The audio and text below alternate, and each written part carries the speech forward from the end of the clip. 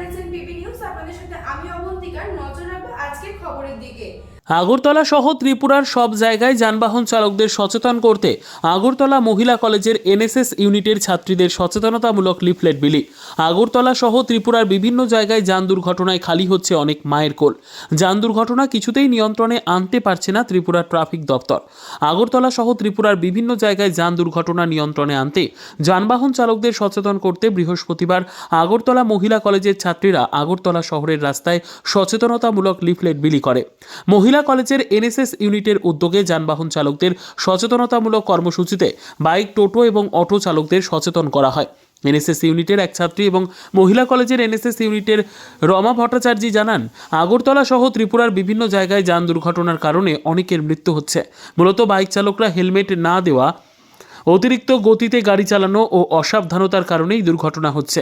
এই বিষয়গুলিকে সচেতন করতে আগরতলা মহিলা কলেজের এনএসএস ইউনিটের পক্ষ থেকে এই প্রয়াস নেওয়া হয়েছে বলে জানিয়েছেন তারা।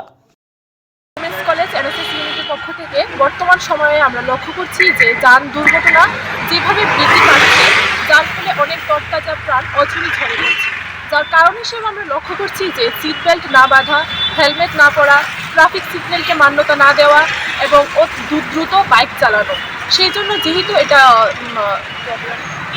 রোড সেফটি মান্থ চলছে, সেই জন্য আজকে আমরা ওমেন্স কলেজ এনএসএস ইউনিটের পক্ষ থেকে পথ চলতে সকলকে সতর্ক করার জন্য সকলের মধ্যে লিফলেট দিচ্ছি।